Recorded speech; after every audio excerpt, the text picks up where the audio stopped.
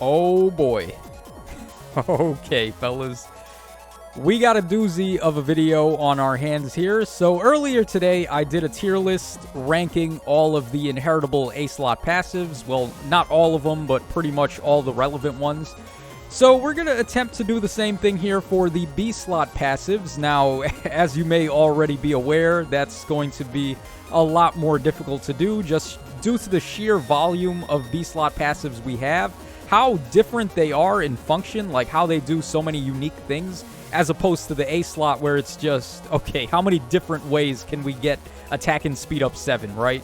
So here we're getting like actual interesting effects, so this one is a little bit more tough to rank, and there are some skills that could definitely be moved up or down. I mean, I'm not saying this is a definitive list. This is just the way that I'm feeling at the moment. So let's just dive right in here. We're going to start, of course, with the S tier for B skills, and we're starting off with Special Spiral 4. As if I need to say anything about this, it's just busted beyond belief. Turns off DR and then gives you -2 special cooldown after you trigger a special in combat. And it also gives you +5 true damage when triggering a special, just because, as if turning off DR wasn't enough.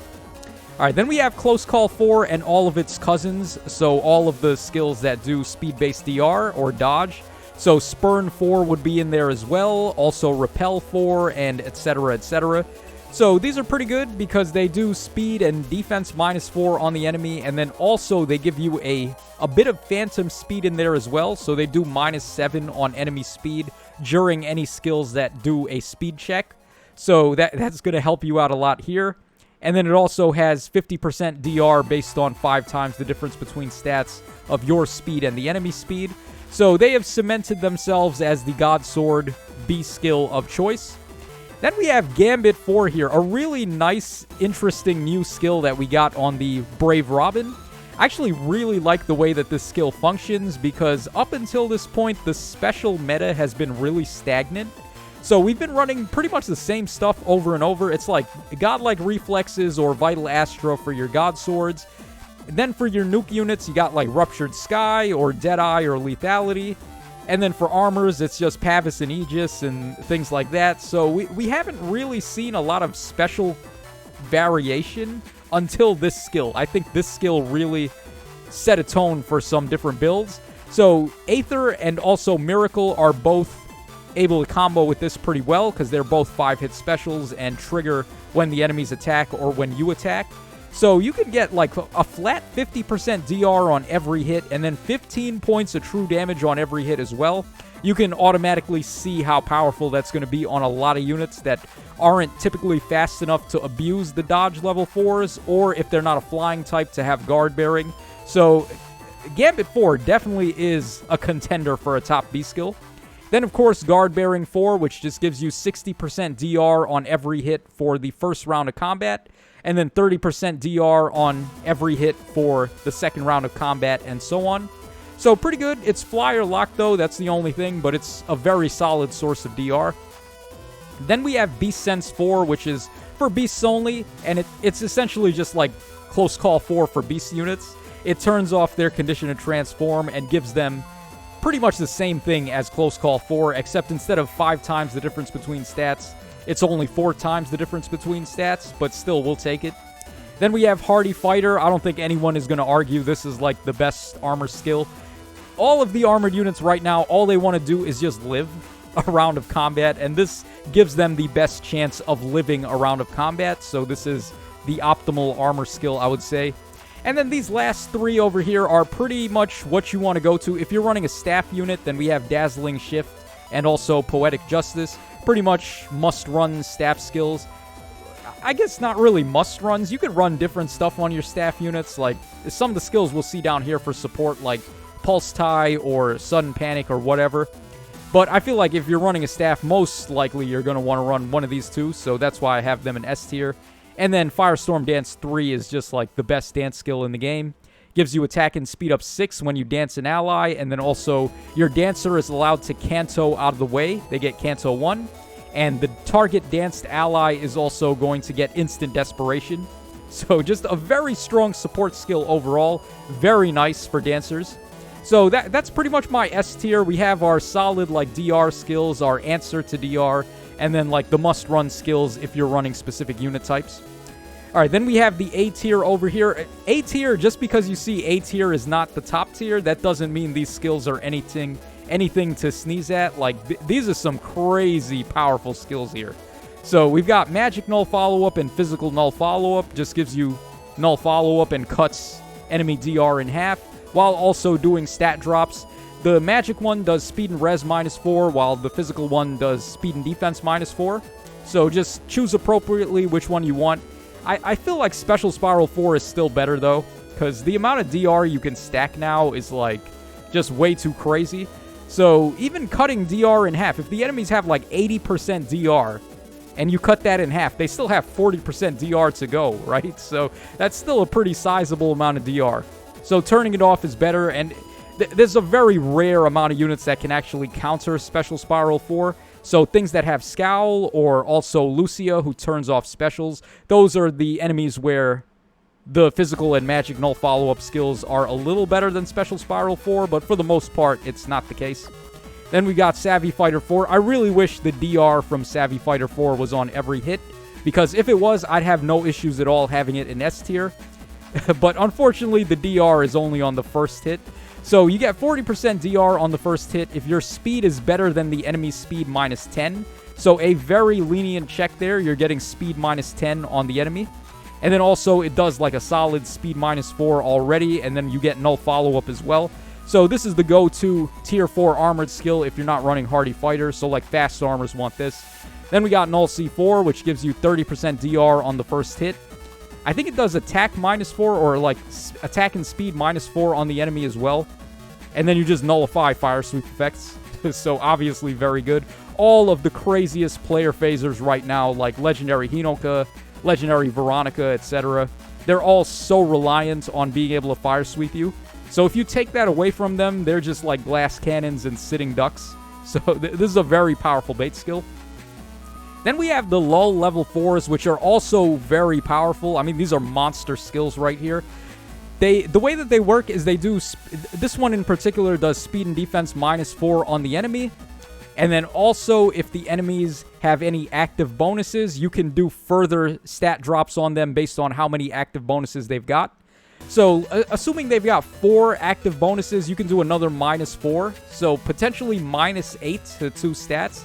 And then you turn off their bonuses to do those 2 stats as well. So, just a very crazy skill.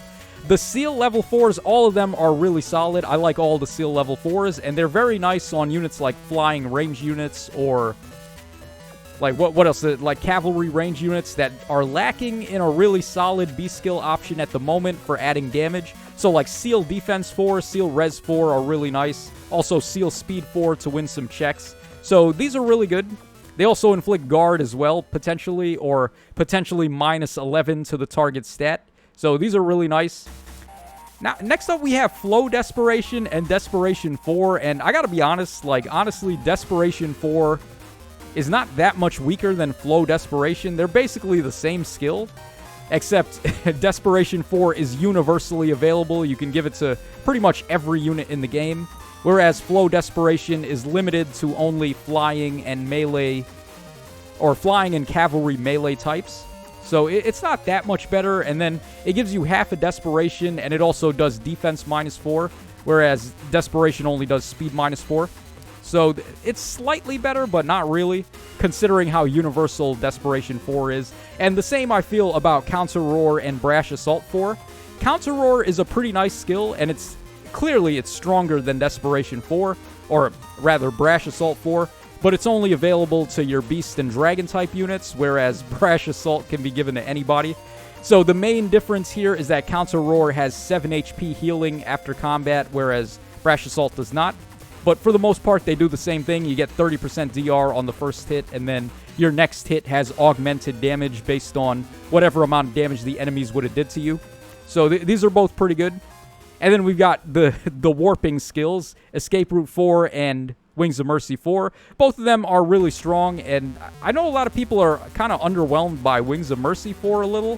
But, dude, I can tell you without any shadow of a doubt, Wings of Mercy 4 is very powerful. This could have been Wings of Mercy 3, and I would have still probably put it in A tier anyway. That's just how good Wings of Mercy is, right? So, like, this is definitely in there. What's really nice about Escape Route 4 is that it gives you Kanto 1. So, for instance, for units that don't normally get that, so ranged units, ranged flyers, ranged infantry types, for example, or like ranged calves, you can just get Kanto 1, which in some situations, that's just better than getting Kanto Rem on them. So that's what I really like about this, and it still has the warping. So really nice effect there. So that pretty much covers us for S and A tier. Pretty solid. Like, all these skills are insane to get on your units. B tier is also almost in that same regard. Like, the skills in here are very strong, as you'll see as we go through the list. But they may have like one or two minor issues with them that makes you want to run one of these instead. Or like, some of these may be waiting for a tier 4 variant, or maybe even waiting for them to be available as a Sacred Seal to really see a lot of play. So we'll just take a quick look at these. We have Mystic Boost 4, which is pretty strong. It gives you 10 HP healing after combat, which is the highest healing skill that we have in the game from a passive. And then it also does attack -5 on the enemy, turns off adaptive damage, and also, if they have a staff unit, if there are a staff unit, it turns off Dazzling Staff. So a pretty nice skill. Really anti-staff and anti-dragons, because they have adaptive damage. So this is a pretty cool skill. Actually, it's really nice for bait units for the sustain and the null C against the staff units and etc. So this is pretty solid. Then we have Bulwark up next, all of the Bulwark skills. So these ones, they inflict the obstruct effect on enemies, and then they also give you 7 HP recovery after combat, and they do double stats -4. This one would be attack and speed, but there's a lot of speed or a lot of stat combos on these Bulwark skills. I feel like the main issue with the Bulwark skills is that they're not really doing enough effects. Like, it's just the obstruct, which can be a little hit or miss. Sometimes you don't really want that, but in a lot of situations, the obstruct can actually be really helpful. The main issue is the lack of DR, right? So, like, these tanks nowadays, they really want to be stacking DR, and that's why we see a lot of DR in the S tier and some instances of DR or massive stat drops in the A tier. If only Bulwark had some DR on it, like maybe the tier 4s will have that, or what would actually really be nice is if we could get Sacred Seals with Bulwark. Like, you know how powerful that would be? Bulwark Sacred Seals? That would be the tits, man. That's something we need to see. So, like, a lot of these skills, it's just, like, the main issue is they're being out-competed by the DR skills. But, like, Tempo is another one, too. Like, if we get a Tempo Sacred Seal, you know how strong Tempo is with all the guard running around and, like, all the enemies that have pre-charging, like, special acceleration and stuff like that? Just turning all of that off on a Sacred Seal would be way more valuable than getting it in the B slot where you'd rather run other stuff. So, Tempo and Bulwark Seals, please make that happen. Alright, then we've got Vantage and Preempt. They're pretty much the same thing. You just get to Vantage the enemies, hit them first. Speed Preempt, you need to win a speed check, and it only works on ranged opponents. But on a lot of ranged units, like, there are some crazy ranged threats that make good use of this. So, in Summoner Duels, for example, if you're trading blows, you're going, like, 1-for-1 with the enemy. Just, like, sneakily having this on a ranged unit, so if the enemy's got, like, nothing but ranged units left and they can't really attack into your unit, then this can really come in handy there. And then Vantage is just more universal. It works on ranged foes and melee foes, and there's a lot of good units that can make good use of Vantage, like Altina, for example, and a bunch of others. So, still pretty strong, even though it's like a day 1 skill. Then we've got Guard 4, which is also pretty good. Gives you 30% DR on the first hit. I think it does attack -5 as well, and of course, as the name states, it inflicts Guard. So, pretty strong skill, even though you get a little bit more out of some of the other skills, which is why it's down here, but it's still pretty solid. Then we have Far Trace and Near Trace. Not really too much to say, just getting Kanto access to your units is really nice. The Near Trace is a little better because you get Kanto Rem, Kanto Rem +1 rather, as opposed to just Kanto Rem. So these are a little better for the near units, but also far save units or far units can use it well too. Then we have Flow Trace, which gives you Kanto Rem +1, and then it also gives you half a null follow-up. This one is only for flyers and cavalry types, so use that accordingly. Then we have Beast Trace. This one nullifies the condition to transform for your beast units, and then it also gives them cancel rem +1. So good examples of who would want this are Raisin and Leanne, because they can transform automatically, move 3 spaces, dance, and then Kanto themselves out of the way. So a nice little dance skill for them, but it's still hard to compete with Firestorm Dance, honestly. Alright, then we have Dragon Wall as well, a DR skill for dragon types that checks off res, but unfortunately the level 3 doesn't do much else other than that, as opposed to like some of the gold border skills that we have up here. So that's why this is in B tier. When we get Dragon Wall 4, that'll probably change. This will probably be like an A tier level skill at that point. But really what I want to see out of this is, like, the main problem is all the good dragon units right now are armor types. So they'd rather go for Hardy Bearing as opposed to this anyway. So, like, they need to give this some more effects when we get to level 4. Then we got Vengeful Fighter 4, and then we have Special Fighter 4, both gold border fighter skills. These would be for the slow armor types, whereas the fast ones would want this. And then if you don't have to worry about scoring, then you want this. So there you guys go with that. Vengeful Fighter gives you Omni Breaker and Special Acceleration on your attack, on, well, all attacks when the enemies initiate combat. You also do attack -5 on the enemy, I think. So pretty good. And then Special Fighter does -1 special trigger on the enemy. So it does like guard on them, and then it gives you Special Acceleration. And then when you deal damage with a special, you get back some HP based on the damage you dealt. So it's 30% of the damage dealt with specials, and it cuts deep wounds in half, which is a pretty niche skill anyway. No one really uses deep wounds.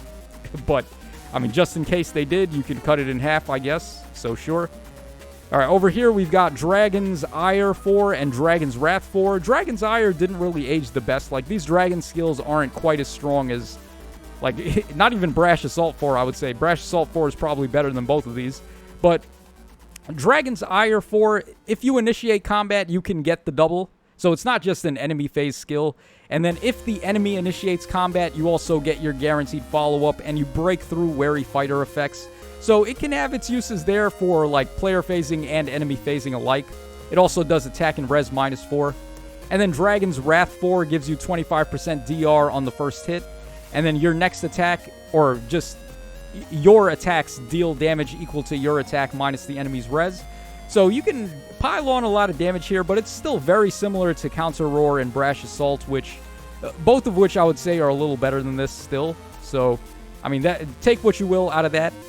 Then we got these debuffing skills here. We've got Sabotage, Attack, Res, which compared to the other ones, this one gives you in-combat debuffs, which is nice. It does attack and res -3, and then also possible debuffs on the enemy equal to whatever the highest debuffs are between them and the targets within 2 spaces. So this can lead to a lot of debuffs. You can do, like, potentially attack and res -9 in combat against the enemies, while still debuffing any enemies with the sabotage effect. So if your res is higher than the res of adjacent foes, at the start of the turn, they're going to take attack and res -6. So this can be a really nice debuff tool for some units.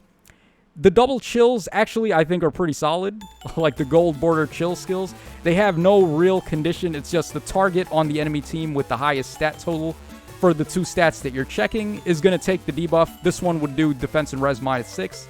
And then it's also going to further debuff the enemies that are within 2 spaces of that target. So this one can hit more enemies potentially. Like, you can sort of counter sabotage attack res if your units are not adjacent. Like, just keep your units separate and they're not going to get debuffed. So this one has a little bit more ease in terms of, like, debuffing, but then it doesn't offer anything in combat like this one does. So choose whichever one you think is best, I guess.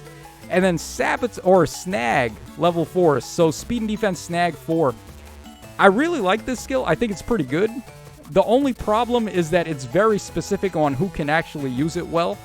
So you would want this on your Crom units that have reposition and a second action. So, like, Fallen Crom and Brave Crom can probably use this really well. The only issue is that it's for cavalry and flyers only. Like, who would be a flyer that would want this? Maybe, like, Duo Dagger, I guess. If you want to get rid of her beast skill. Her beast skill is a perf one, so, like, that's kind of a tough loss. But I can see her making good use of this. Like, you jump in, you draw back an ally, and then you get the debuffs from this. It does speed and defense -7 on the nearest targets within 4 spaces after using a movement assist. And then also, it inflicts the sabotage status, which is really cool. So that would double any debuffs they have active. So essentially, it's like defense, speed and defense -14 on the enemies, which is pretty nuts. And then Dagger, like I said, if you draw back, then you're getting more use out of Pathfinder with her. So it could be another option there. It's just really limited on who can use this well. But it's a very good skill, I think. Then we got Wind Sweep and Water Sweep. Not really too much else to say about this. There's so many ways to get null follow-up that these are always going to be pretty relevant. So I have them here. Flow Flight and Flow Feather. Now these are 2 skills to watch out for when they get the gold borders. What they do is they give you half a null follow-up, and then they give you 7 points of true damage and 7 points of DR based on a check. So if your speed is better than the foe's speed -10, then it does the difference between your defense and the enemy's defense, or your res and the enemy's res, and then whatever the difference is, you're going to do as a point of true damage or points of true damage reduction. So it's pretty rare to be getting skills that do that, like giving you true DR and true damage. All of these DR skills are doing like percentage-based DR. They're not doing true actual DR. So these are really strong. Once they get the gold borders, these are going to be sick. So watch out for those 2. And then we got Pegasus Flight 4 to wrap up the B skill, the B tier for B skills. Pegasus Flight 4, it does potentially attack and defense -12. So you could do, like, it does a lot of stat drops, but it's a little bit awkward though, because, hold on, let's actually pull it up. I mean, how many skills did I just rattle off top of my memory there? So you guys will forgive me if I forget what one of them does. All right, hold on. Let's actually search for it. All right, so we want Pegasus Flights 4. I might have had a typo in there. All right, so Pegasus Flight 4 inflicts attack and defense -4 on the foe. At the start of combat, if your speed is better than the foe's speed -10, you get a further penalty on their attack and defense equal to 80% of the difference between res stats. And then also, if your speed and res combo is better than the enemy's speed and res combo, the foe can't make a follow-up. So you get an impact effect there, essentially. So it's pretty nice for the stat drops. Like, attack and defense -12 potentially is pretty good. And the speed check is pretty lenient, where you're doing -10 speed to the enemy before the check. So that's pretty good. You can get a lot of stat drops off of it, like I said. The impact is kind of like hit or miss. You don't really need that too much. But comparatively, like, the most you would get would be -11 or -8 from, like, lull level 4 or seal level 4. So this can come in handy, but I do think the lulls and the seals are probably just a little more consistent overall. All right, now finally we have the C tier and the D tier. Unlike the A tier, where for passive A skills, I thought, like, S through B was pretty much where all the relevant skills were. There's still some pretty relevant stuff even in C tier here. It's just that, like, either they're not quite as good as B skills because you'd rather have them as a seal in the case of tempo, or, like, they're not really scoring high enough, or they have, like, some issue somewhere. These are still kind of, like, useful regardless. Like, some of these you can get something out of. So tempo, of course, would be a really strong seal or just really strong effect. It's just hard to justify running it over anything else here. Then we got Flow Guard here. This gives you half a null follow-up and nullifies guards. So again, it's pretty similar to tempo, but it's only for melee calves and melee flyers. Then we have Hit and Run, a very surprising thing to see in here, but it is a relevant skill. You can actually use it to canto even further with your melee units. So how it would work is you attack the enemy, you hit and run, and then you activate canto, and you can canto even further. If the enemies have canto control, then you basically get canto too with this. So it's a cheeky little way to get around canto control. Disarm Trap, I don't really know where to put this, because you can see it as being invaluable for Aether Raids, but then it doesn't do anything else in all the other modes. So I'm kind of on the fence on what to do with this. I just have it in C tier here. Shield Pulse would also be a very interesting tier 4 skill. I mean, dude, like a gold border Shield Pulse, because you can activate this with godlike reflexes, and it just gives you -2 special trigger. It's basically like Hardy Fighter for infantry types for the most part. So really, like, what would the gold border do? How about like special spiral after combat? So like, you enter combat, you activate your defense special, and then after combat, you get -2 special count. How about that? Let us loop godlike reflexes over and over with this. And then let it do, like, other stuff, too. Let it do, like, speed and defense -4. Let it inflict guard and etc., etc. This skill would be cooking with a gold border. But for the time being, we have to just run regular level 3. All right, Dive Bomb is in shambles after Desperation 4. You could argue this moves down to D even because of how much better these two skills are, but it's still, like, a valid skill. You can still use it, so I have it in C tier. This one is Beast Agility 4. This one gives you half a null follow-up, turns off your condition to transform, and that's pretty much it. So, pretty good on certain Beast-type units that don't have null follow-up, but, I mean, hard to justify over, like, some of the other Beast skills we looked at already. Alright, then we have Odd and Even Pulse Tie. I actually think these are really good. The only problem with them is that they're a little inconsistent, only working on odd number turns or even number turns. So the enemies can play around it a little bit if they time their special charging in the right time. Like, if they've got Duo Asker or something, they can kind of get around this. So that's why I have it in C tier, but it's pretty... You can definitely get away with it. Sudden Panic as well, like, it's a nice debuff tool for certain units, but I feel like with both the Odd and Even Pulse Tie and Sudden Panic, like, if you're running these at all on a unit, that's probably because the unit's not doing enough on their own, so, like, you just need to fill space and give them something else that they could be able to do. And if that's the case, you're probably not running the right unit. Like, you should probably be running something else.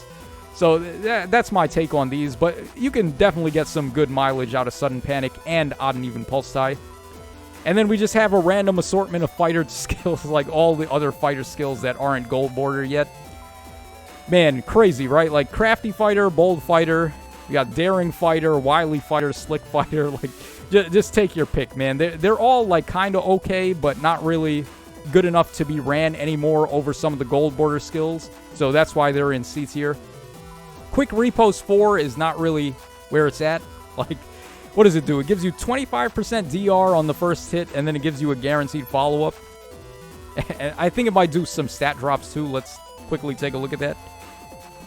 It's not really that great, though, unfortunately. Alright, so you got to be over 25% HP, and then if the foe initiates combat, you get 25% DR and make a guaranteed follow-up. So it doesn't even do stat drops either. Yeah, no wonder that's in C tier. And then we have Wyvern Flight, which is basically the same thing as Pegasus Flight, but it's not a gold border skill yet, so we have to keep it in C tier. But you can do possibly attack and defense -7 on the enemies. It's basically Pegasus Flight, except instead of a res check, it does a defense check. And then these are, like, booty. D tier is where, like, all the bad stuff goes. Flow Force just never really amounted to much. Half a null follow-up and nullifies attack and speed penalties. Yeah, right. Like, try and justify running this over, like, any of the other flow skills. Then we have Beast Follow-Up. This one turns off the condition to transform and gives your Beast unit a guaranteed follow-up. Not as good at all as Beast Agility, which gives you half a null follow-up, whereas this, like, can be blocked by null follow-up, so RIP. Flow Refresh just gives you half a null follow-up and 10 HP recovery after combat. Not really all that great. You'd probably just rather run Mystic Boost 4, honestly, instead of this. Alright, then we got Poison Strike. It's worth a mention. I mean, Poison Strike can add up a lot of chip damage with, like, Flared Sparrow and this. And you can run this as a seal as well. This is a Sacred Seal. So if you want to, like, poison the enemies to death, I guess. But, I don't know. This is very questionable. Then we have Dull Close and also Distant Close, or what is it? Dull Close and Dull Far? What is even the name of that? Hold on. I can't even remember. Hold on. I remember I used to run those, actually, like, unironically, I used to run those skills. Hold on. So, Dull Close, and then what's the other one called? Dull Range. There we go. Yeah. So, these have no restrictions on them. You could put them on any unit. So they were kind of okay on like flying units for a time, because flying units couldn't have lull skills, but I mean, at this point, the flyers have some better options, and lull level 4 just blows this out of the water. And then finally, odd and even follow-up. Yeah, like, getting Omni Breaker on either odd number turns or even number turns, no. Just no, man. This is better fighter skills. So that covers us for the B skills. I mean, like I said, anything in S tier is like super meta. A tier is still like super meta. There's really good stuff there. B tier is like on the cusp of being like really meta, but like still kind of a little niche on terms of like who wants to run it. And then C tier, you could still get like some utility out of the stuff in C tier, but D tier is just ass cheeks. Honestly, don't run any of these. So that's pretty much my consensus here on B skills. Let me know your thoughts in the comment section down below, and I'll probably do the C skills tier list tomorrow, and then you guys actually posted a lot of good suggestions for videos that I think I'm going to try to get to. So I'll try to get to those during the week, but that's all for today. So this is your boy Tacho signing out. Take care, fellas, and I'll catch y'all again on the flip side.